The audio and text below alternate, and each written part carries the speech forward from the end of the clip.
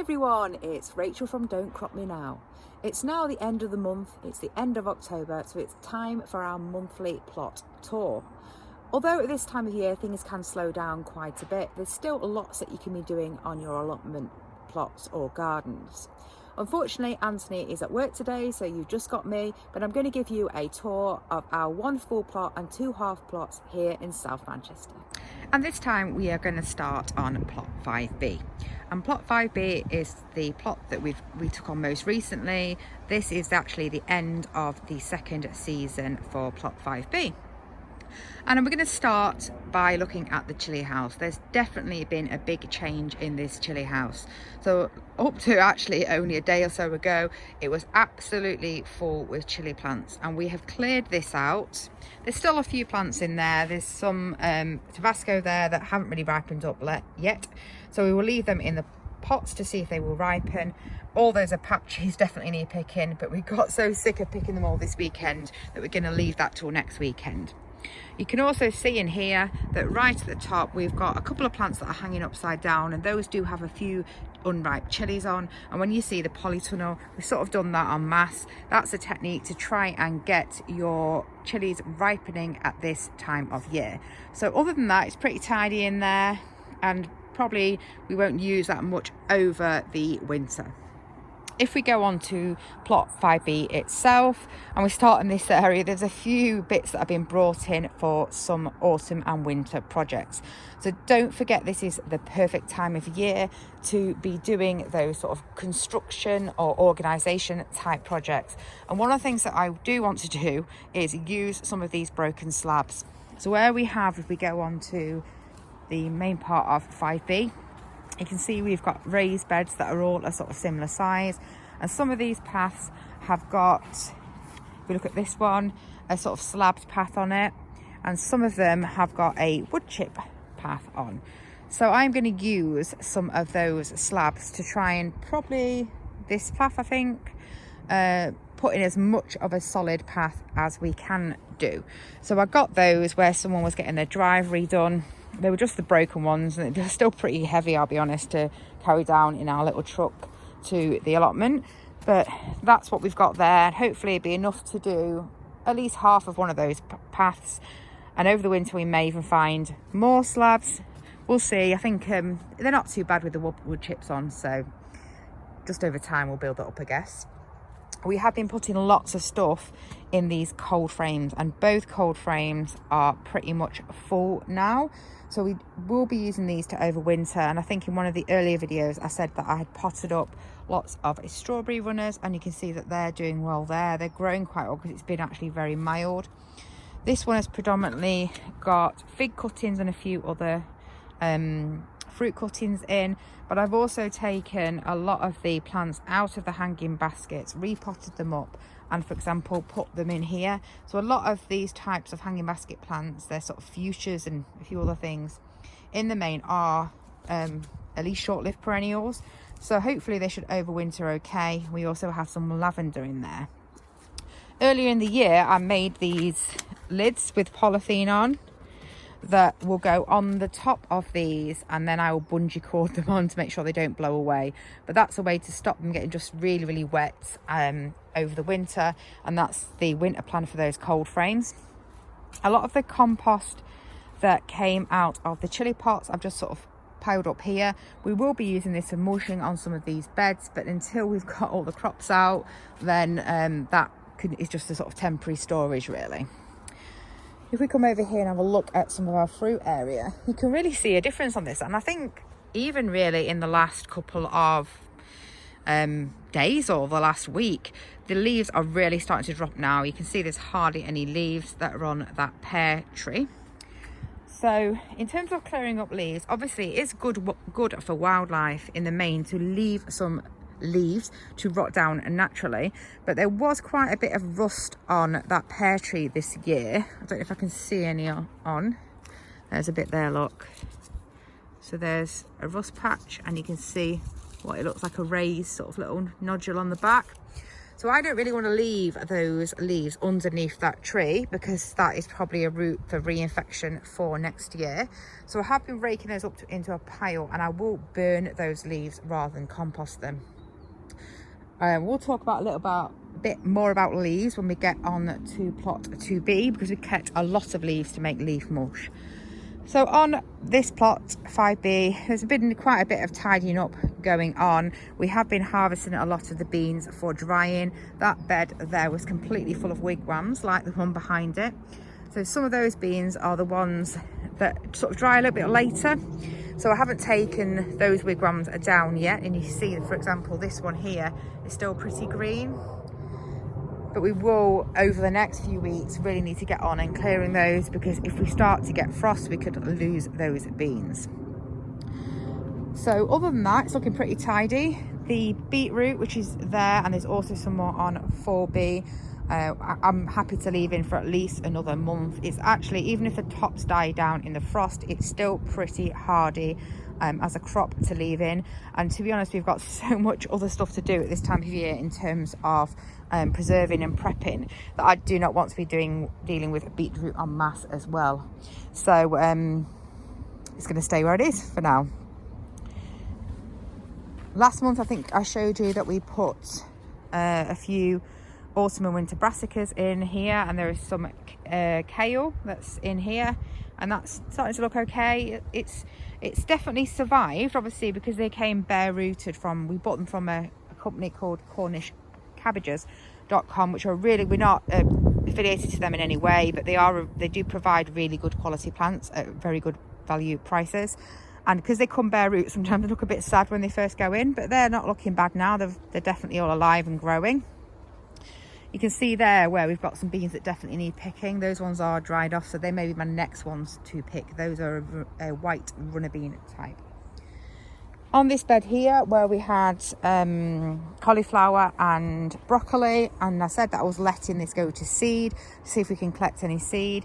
You can see, despite it being very late on, it has still been flowering. You can see a little bee having a good go at pollinating those flowers there, and you can see that we do have now, compared to last month, these seed pods that are set. So let's hope that they dry off enough before the really bad frosts and cold weather come, but I thought it was worth a try. I'm not really sure about these ones here, but you know what, they're probably still edible that are growing on a lot of them, so I might pick them and actually just eat them. So the other stuff that we've got on this plot is probably still pretty similar to last month. We've got this gourd plant here that we haven't really eaten much of yet, but it's still going crazy, and you can see the sizes of those fruits. I do need to get on and start actually using some of those. Again, we have got a lot of our big cabbages left in here. You can see there's that massive fielder kraut cabbage there. There's another really big one there. They are to make sauerkraut, but again, they are pretty hardy. So that isn't a job that I need to be doing desperately now. So it will just stay on my list of things that I need to do. This back bed, I was leaving that fennel to go to seed to try and collect seed, and it is starting to dry in places. Here we go here. You can see there's a little bit of seed that's drying off. So hopefully over the next couple of weeks, we might be able to collect some seed from there. Other than that, we do have some spring onions there that are sprouting. There's still a little bit of beetroot in there, and absolutely masses of this perennial type spinach. This will keep growing all the way through this the winter, so we will probably just keep eating that. And the last thing that's on 5B is this Malabar spinach, which I have harvested the majority of this. It's starting at the ends to yellow a bit. I think that's because it's grown out the top, so it's getting less protection on that.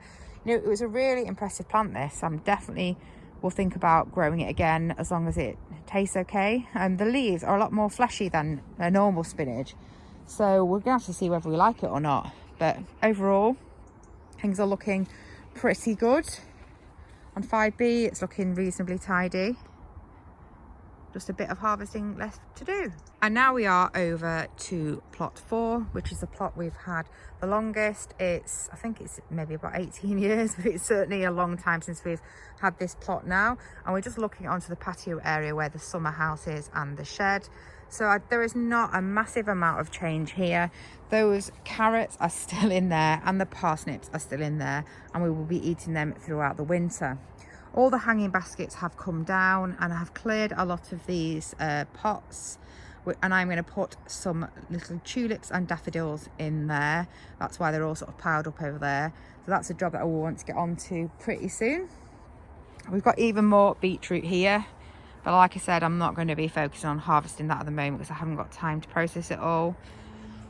There is a squash plant on the back there. I think we've saved a lot of other squashes, so I'm going to take some of those for the chickens and compost the rest of that. And those sunflowers again are just about finished.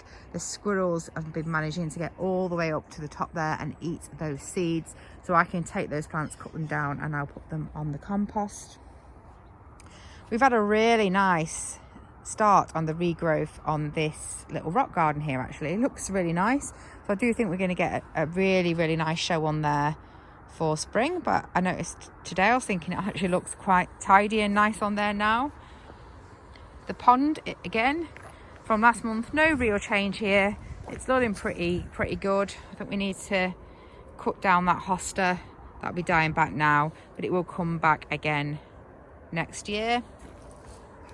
The apple tree, or the big apple tree on here, which is the Bramley apple tree, we harvested them all around the time we did the last video. We've still got the majority of them stored in the garage, and as you can see, you still miss a lot. Look at all those that have dropped on the floor. That's with us trying to harvest them all because it was such a massive harvest this year, and some of them were sort of right at the top or in the middle and a little bit inaccessible. But I do leave those apples down there. I think it's good for the birds to have access to those at this time of year. You obviously can compost those, but I tend to leave them under the tree with the leaves of the apple tree, which, see, like for example there, I will throw them all back under. We haven't had any particular disease problems, so I'm not really worried about doing that. So I'll leave that to naturally rot down and keep fertilizing the ground.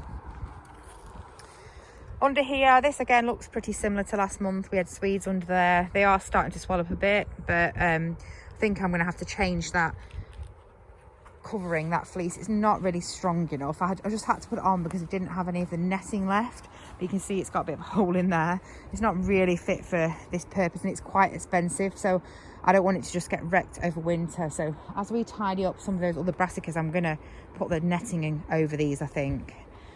Either that, or I'll just take them out and just not worry about the fact they're not covered, and the birds won't eat the actual Swedes themselves, just the leaves. Just at the moment, because they're growing, I want them to have enough green growth to get those tubers swelling up. Potatoes are looking okay. You can see how mild it is because a couple of them on the top have started to sprout. So that is how mild the weather has been. So these plants are very confused. So we have got lots of potatoes. We've got more that are further down the plot over there as well, and we will continue to eat these over winter. So there's no change there. The autumn raspberries are still going actually a little bit because it's been very mild. You can see some there. Having the main sort of stopped picking a lot of these because our freezers are so full now. We can't fit any more in. There's only a little bit, so we're just eating a few when we're down here, and we will let the birds have them as well. Dahlia's still looking absolutely fab because of the mild weather. Nothing really much has happened there. You can see the difference on the asparagus. You can see it's really starting to brown off there. So that is just about at the right time to chop those ferns down, and therefore there's a few weeds and stuff underneath there. So we can tidy that out, and then we'll mulch that over for winter. Where I uncovered these crops, they're looking all right. The kohlrabi look fine, so the birds haven't really bothered them at all. You can see there's quite a bit of whitefly around, but I think that would have been worse if it was under the netting. The celeriac, I doubt it's going to be any different. I haven't actually looked, but there we can see There's not really much root, but I think I mentioned this before. This top of the celeriac leaves is like, it's a bit tougher than parsley, but tastes very much like parsley. So if you want to dry that to use as a herb, it's actually really nice. So I may have a go at doing that. All these spring cabbages that we put in here are looking very good actually. There's a little bit of slug damage, but not too much. And we are completely organic. We do not use any slug control methods, bar trying to keep things a bit tidy. And one thing that I do notice certainly over winter is it's a lot wetter, and if you have the mild weather like we have, you will get slugs, but hopefully it's not enough that makes a dent really into the stuff that you want to eat, and that's sort of my philosophy on it. What you can do is try and remove a lot of the outer leaves as they start to rot down. Like you can see in here where the slugs have attacked it, it's the outer leaves. So the more tidy you are about that, the more you remove their habitat. Look at that massive Savoy cabbage there. So these ones actually should sit pretty well, but we will continue to eat them. So I don't think there's been much change on that. We have been tidying up a few flower beds, and we had some flowers that were in between the sweet corn here. So what I've done is I've just tidied that up. I don't think I'd done that last month. I'm gonna leave these plants in here because these are like a perennial type plant, short-lived perennial. So if we get a mild winter, these should survive. There's a few more on the end there. What I might do is dig them out and just plant them in there so they're all in one bed together. We've got even more of the potatoes here. These ones not sprouting actually. So that's interesting really, but they look fine. We will try and get these into the polytunnel as soon as we can. As you see when we get over there, when we get onto plot 2B, there's not really the room at the moment to put all these into the polytunnel, but I do want to do that before it gets too cold. I have harvested the sweet peas that were up here. We have actually resown those, so I can show you those in the polytunnel. And you can see that we have had some cold weather, because look at that plant there. So obviously this gourd plant is quite sensitive to the cold weather, and there it's been killed off. We've got our soybeans edamame, which I haven't been very good at picking. I'm going to pick them before I go today actually and take them with me, so at least I can keep them as seeds. There is another overgrown courgette there, similar to the other one. We did have a load of courgettes and squashes. I put another video on actually about us picking those, and that's where this is one of the beds that contain them. So we've just cleared that bed out. Because we are no dig, all I have literally done is taken the plants out, pulled out any sort of weeds. So there are a few little weeds on there. I'm not really going to worry about that. I'll just hoe them off in the winter if I need to. And you can see behind those beans, that's the other bed that had the squash in. We still do have a lot of beans looking at this. So we need to get harvesting. Those ones are definitely all ready to harvest. Those ones again, it's the butter beans. They are really late in drying off compared to the other varieties. So we do need to harvest, but because they're sort of like they're quite sort of spread out, aren't they? There's quite the wind can get in between them, so even if we have had wet weather, it doesn't really make them rot, but they won't like the frost. So we do need to get moving on those, but we have to come down really in the week and maybe just do a couple of plants at a time. And again here, these ones are pea beans, which are quite productive. The other side was peas, so we've just taken all those for seed as well. So we've got quite a lot of beans that need picking. We have not got round to picking this giant cabbage. It's just such a beast. I need like a plan for it. I mean, look at this thing. Oh, something's had a bit of a go at it there. I better pick this actually quite soon. But it's really big. This one, even this one itself, is really, really big. So we're gonna have to pick that. Looking at that, something had a bit of a chew on the top. That's probably slugs. So we definitely need to get around to picking that, but I'm not sure what we're going to do with it. The leeks compared to last month look really good. They are actually fattening up, so hopefully we should be getting some over winter. They're obviously covered in enviromesh, and there is a leek moth trap in there, but they look very healthy with no sort of damage. we have a real problem with a leek moth around here. I mean, probably for about the last 5 years we have. And some years, even though I've covered, there must have been a gap and they get in and we lose them even then. But now it should be better with the time of year to not cause a problem. There's a couple of extra potato pots there. We did get a delivery of wood chips. I think we talked about that last week when we were talking about that area where the trees have been cut down. So we haven't taken very much, but there's a one little pile here that's just got a few barrows for, and there was one pile that's on 5B. So I will use that just to top up little bits of paths as we clear this. We have a massive bag of nearly rotted compost here. So our compost bins are over there on 2B, and we had to empty one of them because we just physically needed more room. So I decided to put it in this 1 ton builder's bag. It's not fully rotted down, but you know, it's not bad. I mean, there's a lot of eggshells in these because of the food waste that I collect from a local cafe. But I'm not too worried about those eggshells, and they don't break down. They reasonably break down, but there will be still some because there were so many that go in. But you know what, I think it just gives a little, helps with the drainage of the soil, so it's not a problem for me. So I'm going to be using that predominantly for mulching anyway. Last weekend we spent absolutely ages sorting this flower bed. It's quite a big job. So last winter we dug out loads of the plants and reorganized it, and it was much better last year than it has ever been. So we got the bigger plants to the back and staked them a little bit better than we have normally. So it looked pretty good for most of the year, but I still had a few larger plants that were definitely in the wrong place, and some of them were a bit too close together. So we've had a bit of a tidy up on here. We moved some of the plants around. I've put in loads of bulbs, and then we've mulched that over the top with the well rotted manure, which is over on 5B underneath that blue top.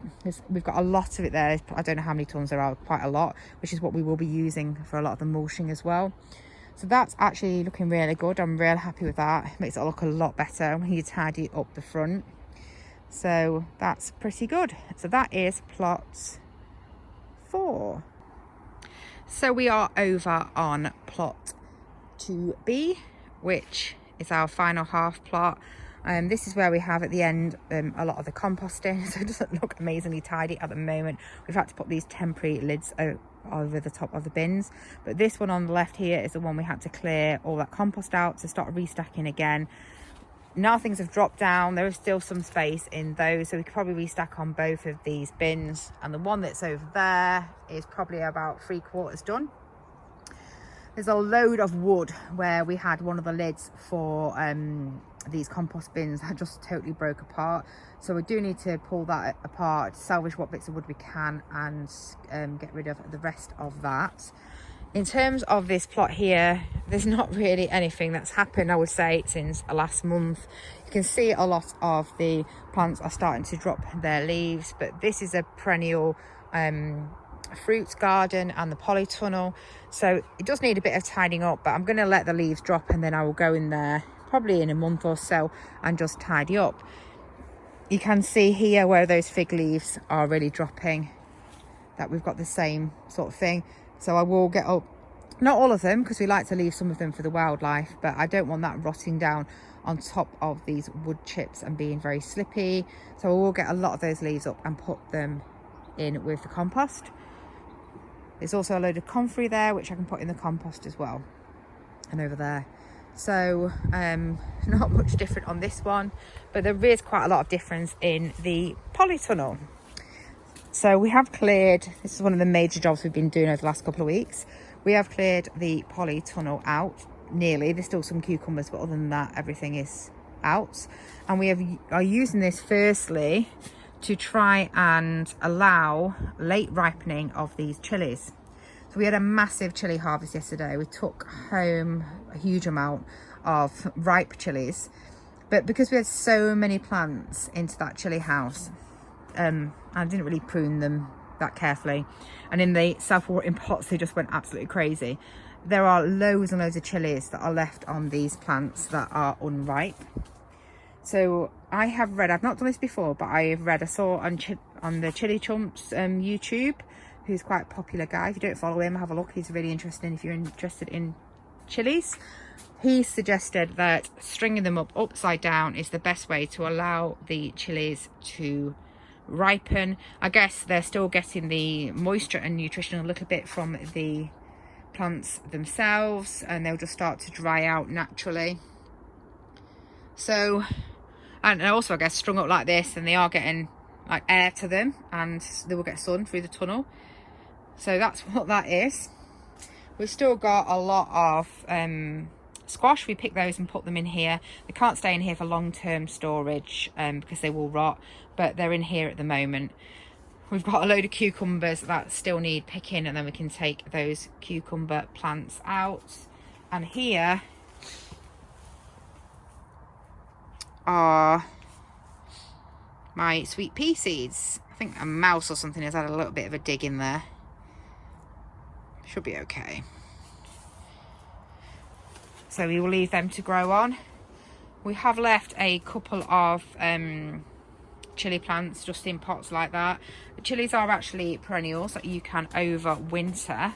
I found it's quite tricky to get them to stay alive like that, and it's quite a lot of hassle, but it does occasionally work. But hopefully by leaving them like that, so if we have a mild winter, I find they sometimes just do survive anyway. So I'll try that with a couple of the chili plants. In this corner we had what I've been talking about all year to be 2 tomatillo plants. When I was clearing out, I found the labels, and they were in fact Cape gooseberries. So it's a good job that we didn't eat them when they're green, because apparently they are poisonous when they're green. So I don't know if I'm going to keep them. I think maybe I'll leave them to see if they do overwinter, and if they do survive, I will pop one of them up maybe and put it in a pot rather than be in this corner, because as you can see with the leaves that stuck all over the polytunnel, they were like much bigger than I thought they were going to be. So it's a little bit of a hassle. So once we've used this for all those drying here, I can just give the inside a bit of a clean, and then we'll predominantly use it to store the potatoes over winter. We haven't actually planted anything direct in the ground here, which we did do really well last year, but it was just a little bit late for me to clear. And to be honest, the parsley is the main one, and I had so much parsley last year that I saved and dried. We don't really need any more for this year, plus I'll use that celeriac as well. The last thing I've got to show you around here is we have started collecting some leaves. There's a couple of bags that's on here. So these green bags are last year's leaf mulch. Obviously there's been a bit where on top where it's just these fresh leaves from that oak tree have fallen down. You can see them all there. So we are going to get a load more of these green bags and probably put them against that fence there, and just reorganize these, repack as much as we can in from these bags. So there may be some of them that we can just take, for example that one there where it's not completely full, we might be able to fill some of the other bags up, so we've got less bags. So this leaf mulch, if we have a good look in there, is starting to break down quite well. I think it's going to take another year to be usable, but we will have at least a similar amount from our leaf collections, which we started this week actually with some friends and neighbours.